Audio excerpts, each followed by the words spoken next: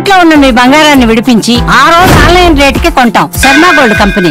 వాగర్థావివ సంపృక్తౌ వాగర్థ ప్రతిపత్తయే జగతః పితరౌ వందే పార్వతీ పరమేశ్వరౌ. ఆదిత్యాయ చ సోమాయ మంగళాయ బుధాయ చ గురుశుక్రశనిభ్యశ్చరాహవే కేతవే నమః. శృంగేరి జగద్గురు పీఠాధిపతులకి, కంచి పీఠాధిపతులకి నమస్కారములు తెలియచేసుకుంటూ కార్యక్రమాన్ని ప్రారంభిద్దాం. ఇక వీక్షించేటువంటి సుమన్ టీవీ ప్రేక్షకులకి శుభాకాంక్షలు. ఎందుకనంటే ప్రతి వ్యక్తి కూడాను ఏదో ఒక రాశిలో జన్మిస్తారు కదా. నవగ్రహాలలో అత్యంత శుభకరుడైనటువంటి గురుగ్రహ మార్పు 18 అక్టోబర్ నుంచి మారబోతుంది. 5 డిసెంబర్ వరకు ఉండబోతాడు. ఎందుకయ్యా గురువుకి ఈ గ్రహ మార్పు అనేటువంటిది, రాశి మార్పు జరుగుతుంది కదా, గురువు ఎందుకంత ప్రాధాన్యత అని అంటే, గురువు ఉచ్చస్థితిలో ఉండేటువంటి కర్కాటక రాశిలోకి మారుతున్నాడు.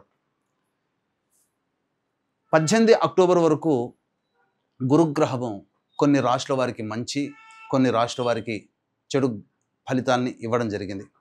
తర్వాత తనకి తాను అత్యంత శుభప్రదమైనటువంటి ఉచ్చస్థితి అయినటువంటి కర్కాటక రాశిలోకి గురుగ్రహ మార్పు ఉండబోతుంది. ఆ కారణం చేత కొన్ని రాశుల్లో జన్మించినటువంటి వారికి అత్యధికమైనటువంటి శుభ ఫలితాలు, కొన్ని రాశుల వారికి కొన్ని ఇబ్బందికర పరిస్థితులు, ఇప్పటి వరకు గురుబలం లేక ఇబ్బంది పడుతున్నటువంటి వాళ్ళకందరికీ జీవితంలో గురు మార్పు ప్రభావము అనేటువంటిది అత్యంత యోగదాయకంగా ఉండబోతుంది. వివాహం కాని అబ్బాయిలు అమ్మాయిలకి, కొన్ని రాశుల్లో జన్మించినటువంటి వారికి జీవితంలో శుభ ఘంటికలు మోగబోతున్నాయి.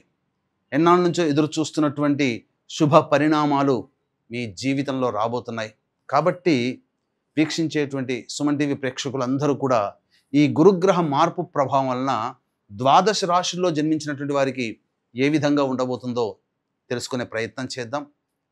ఇక మిగతా గ్రహాల యొక్క స్థితిగతులు కనుక చూసినట్లయితే, శని యాజ్ యూజువల్గా మీనరాశిలో, అలాగే రాహువు కుంభరాశిలో, కేతువు సింహరాశిలో స్థితి పొంది ఉండడం జాతకరీత్యా. ఇక ప్రధానంగా రవిగ్రహము గురుగ్రహంతో పాటుగా 18 అక్టోబర్ నుంచి 16 నవంబర్ వరకు కూడా ఈ రవి తులారాశిలో సంచారం చేస్తుంటాడు. అలాగే 17 నవంబర్ నుంచి 15 డిసెంబర్ వరకు కూడా రవి ఈ యొక్క వృశ్చిక రాశిలోకి సంచారం చేస్తుంటాడు. ఇక మరొక గ్రహమైనటువంటి కుజుడు 27 అక్టోబర్ వరకు ఈ తులారాశిలో సంచారం చేస్తూ ఉంటే, 27 అక్టోబర్ నుంచి 7 డిసెంబర్ వరకు వృశ్చిక రాశిలో సంచారం చేస్తుంటాడు. ఇక మరొక గ్రహమైనటువంటి శుక్రగ్రహము 3 నవంబర్ నుంచి 26 నవంబర్ వరకు తులారాశిలో, అలాగే 27 నవంబర్ నుంచి 21 డిసెంబర్ వరకు వృశ్చిక రాశిలో శుక్రగ్రహ సంచార ప్రభావం. ఇక ఈ శుక్రుడు 3 నవంబర్ వరకు కూడా కన్యా రాశిలోనే సంచారం చేస్తున్నటువంటి ఈ కారణం చేత ప్రధానంగా ఇంతకుముందు చెప్పినట్టుగా 12 రాశులలో జన్మించినటువంటి వారికి ఏ విధమైనటువంటి శుభ అశుభ ఫలితాలు కలుగుతాయో సవివరంగా తెలుసుకునే ప్రయత్నం చేద్దాం. ఇక ఆలస్యం చేయకుండా మనం కార్యక్రమంలోకి వెళదామండి. తర్వాత ఈ యొక్క 12 రాశిలో జన్మించినటువంటి వారికి శుభ ఫలితాలు ఉంటే మరింత శుభ ఫలితాలు పొందడం కోసం, మరియు అశుభ ఫలితాలని గురుగ్రహం ఇస్తున్నట్లయితే మరింత యోగాన్ని కలగచేయడం కోసం ఎటువంటి పరిహారాలు పాటించాలి, ఒక్క గురుడే కాకుండా మిగతా గ్రహాల యొక్క శుభాశుభ ఫలితాలని కూడాను బేరీజ్ వేసుకొని మనం సవివరంగా తెలుసుకునే ప్రయత్నం చేద్దాం. 12 రాశిలో చివరిదైనటువంటి మీన రాశిలో జన్మించినటువంటి వారికి గురువు 18 అక్టోబర్ నుంచి మారుతున్నాడు కాబట్టి 5 డిసెంబర్ వరకు ఏ విధంగా ఉండబోతుందో తెలుసుకునే ప్రయత్నం చేద్దాం. జన్మశని ప్రభావము, అలాగే అర్ధాష్టమ గురు ప్రభావము.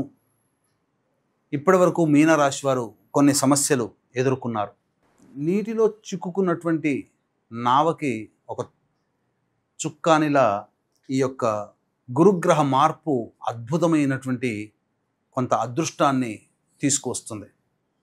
అంతేకాకుండా మిగతా గ్రహాల యొక్క ప్రభావం కనుక చూసుకున్నట్లయితే, ఇక్కడ కేతువు సంపూర్ణంగా యోగించేటువంటి గ్రహము, అలాగే శుక్రుడు కూడా మనం గమనించుకున్నట్లయితే ప్రధానంగా ఈ శుక్రుడు 26 నవంబర్ వరకు అనుకూలంగా ఉండడం, 27 నవంబర్ నుంచి 21 డిసెంబర్ వరకు శుక్రుడు అనుకూలించకపోవడం, కుజుడు అష్టమ కుజ ప్రభావము. అష్టమ రవి 18 అక్టోబర్ నుంచి 16 నవంబర్ వరకు, 27 అక్టోబర్ వరకు అష్టమ కుజుడు, 27 అక్టోబర్ నుంచి 7 డిసెంబర్ వరకు నవమ కుజుడు. ఏత వాత చూసుకున్నట్లయితే ఈ గురుగ్రహ సంచారం ఒక్కటి శుభాన్ని కలగచేస్తూ ఉంది. శుక్రుడు యోగదాయకంగా ఉన్నాడు తప్పించి మిగతా గ్రహాలన్నీ కూడాను అనుకూలంగా లేవు. అంటే ఏం జరుగుతుంది? సమస్యల వలయంలో చిక్కుకున్నటువంటి ఈ యొక్క మీన రాశిలో జన్మించినటువంటి వారికి గురువు కొంతవరకు యోగాన్ని కలగచేస్తున్నాడు. అంటే వెసులుబాటు, సమస్యల నుంచి కొంత కన్సెషన్ ఇస్తున్నాడు మనకు. తద్వారా యోగాన్ని కలగచేస్తున్నాను, ఆ సమస్యని పరిష్కరించుకోవడం నీ వంతు అని చెప్పి గ్రహాలన్నీ సూచిస్తున్నాయి. ఎందుకనంటే ఏలిన నాటి శనిలో జన్మశని అనుభవిస్తున్నటువంటి మీనరాశి వారికి గురుడు యోగకరుడై గురుడి కంట్రోల్లోకి శని వెళ్ళిపోవడం, ఈ కారణం చేత ఆ ఏలినాటి శని ప్రభావం నుంచి వచ్చే సమస్యలు తగ్గుముఖం పడతాయి. కానీ మిగతా గ్రహాలు అనుకూలంగా లేని కారణం చేత కొన్ని సమస్యలు అనేటువంటివి ఉంటాయి. అష్టమ కుజ ప్రభావం 27 అక్టోబర్ వరకు, అలాగే 16 నవంబర్ వరకు కూడా రవి అనుకూలంగా లేని కారణం చేత నిరుద్యోగస్తులు గడ్డు కాలం అనే చెప్పవచ్చు. ఆల్రెడీ ఉద్యోగం చేస్తున్నటువంటి వాళ్ళకైతే కొన్ని సమస్యలు వస్తాయి, లేనిపోని బాధ్యతలు మీద పడాల్సినటువంటి పరిస్థితి వస్తుంది. అలాగే చెయ్యని తప్పుకి అవమానాలు పడాల్సినటువంటి పరిస్థితి. ఇంకా చెప్పాలి అనంటే ఆరోగ్యపరంగా జాగ్రత్తలు పాటించాలి ఈ మీన రాశిలో జన్మించినటువంటి వారు.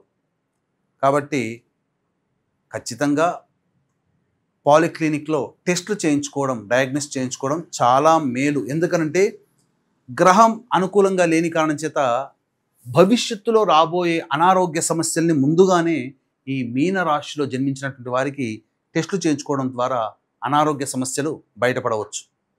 ఇది ఒక ముందు జాగ్రత్త చర్యగా తీసుకోవాలి. 27 అక్టోబర్ నుంచి 7 డిసెంబర్ వరకు భాగ్య కుజుడు, అలాగే 17 నవంబర్ నుంచి 15 డిసెంబర్ వరకు కూడా భాగ్య రవి ప్రభావము.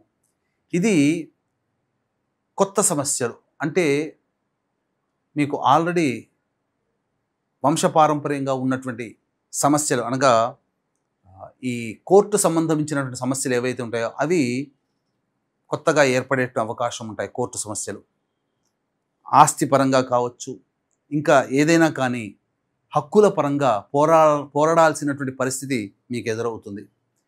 ఇక వాహనాలు కొనుగోలు చేస్తారు, శుభమే, అది ఒక శుభ పరిణామంగా చెప్పవచ్చు. స్థిరాస్తులు కొనుగోలు చేస్తారు. అన్ని విధాలుగా కొంతవరకు సంతృప్తికరమైనటువంటి జీవితాన్ని గడిపినప్పటికీ సమస్యలు అనేటువంటివి ఉంటాయి. ఆ సమస్యని పరిష్కరించుకునే మార్గము గురుగ్రహం మీకు అనుకూలంగా ఉంటుంది. ఇప్పటి వరకు సమస్యల వలయంలో చిక్కుకున్నటువంటి వాళ్ళకి ఏ దారి ఎలా వెళితే మంచిదో, మనకు మేలు చేస్తుందో అని తికమక అయినటువంటి వాళ్ళకి ఈ గురువు ఒక మార్గ నిర్దేశాన్ని చేస్తాడు. తద్వారా మీరు భవిష్యత్తులో కావచ్చు, ఇప్పుడు కావచ్చు, సమస్యల నుంచి బయటపడడానికి మార్గం సుగమం అవుతుంది. ఇక వ్యయ రాహువు అనుకూలంగా లేని కారణం విద్యార్థులకి మంచి ప్రగతి అనేటువంటిది లభిస్తుంది. ఆల్రెడీ ఉద్యోగం చేస్తున్నటువంటి వాళ్ళకి H1B వీసా వచ్చే అవకాశాలు కూడా గోచరమవుతున్నాయి. అలాగే కోరుకున్నటువంటి విద్యా సంస్థల్లో ప్రవేశం లభిస్తుందని చెప్పవచ్చు.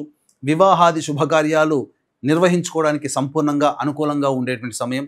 నూతన వివాహం కాని వ్యక్తులకి సంబంధాలు కుదురుతాయి. ఇంట్లో శుభకార్యాలు జరిగేటువంటి అవకాశాలు గోచరమవుతున్నాయి. కాకపోతే వ్యాపార విస్తరణ అనేటువంటిది చేయకుండా ఉండడమే మేలు. గ్రహాలు అనుకూలంగా లేవు. ఒక్క గురుడు ఎంత మాత్రం కంట్రోల్ చేస్తాడు? ఇంట్లో 10 మంది ఉన్నప్పుడు ఒక్క గట్టివాడు ఎంతమందిని, మిగతా 9 మందిని కంట్రోల్ చేయలేడు కదా. కాబట్టి ఇలాగే ఒక్క గురువు శుభకరుడైనంత మాత్రాన మిగతా గ్రహాలు అనుకూలంగా మారవు. కాబట్టి మీరు క్రమశిక్షణతో జీవనాన్ని కొనసాగిస్తూ ఈ గ్రహాల యొక్క ప్రభావం నుంచి బయటపడడం కోసం దైవానుగ్రహాన్ని పొందే ప్రయత్నం చేయండి.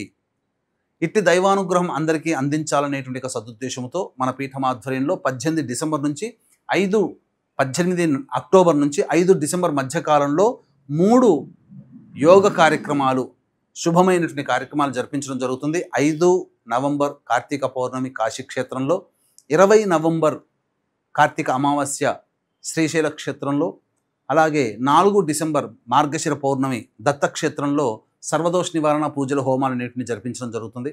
అవకాశం ఉన్న వాళ్ళు కార్యక్రమ తదనంతరం కాంటాక్ట్ చేసి మీ గోత్రనామాలు నమోదు చేసుకోవచ్చు. ఇందులో ప్రధానంగా శక్తిపాతం చేసినటువంటి మాలలు ఇవ్వడం జరుగుతుంది. అలాగే ఇప్పుడు చెప్పినటువంటి సమస్యల కంటే ఇంకా ఎక్కువగా సమస్యలు మీరు ఫేస్ చేస్తున్నారు అని అంటే మీ యొక్క జన్మజాతకంలో నడుస్తున్నటువంటి గ్రహ దశాంతర దశల ప్రభావం. దగ్గరలోని మంచి ఉపాసనా పొరలైనటువంటి జ్యోతిష్యుల్ని సంప్రదించి వారి సలహాలు సూచనలు కనుక పాటించినట్లయితే ఈ గోచారరీత్యా ఇచ్చేటువంటి అశుభ ఫలితాలు, మీ యొక్క జన్మజాతకరీత్యా కలిగేటువంటి ఫలితాలు అన్నీ కూడాను శుభంగా పరిణమించి మీ చేస్తున్నటువంటి ప్రయత్నంలో అభివృద్ధి బాటలు అనేటివి పడతాయని చెప్పవచ్చు. సర్వం శ్రీ ఉమామహేశ్వర పరబ్రహ్మార్పణమస్తు.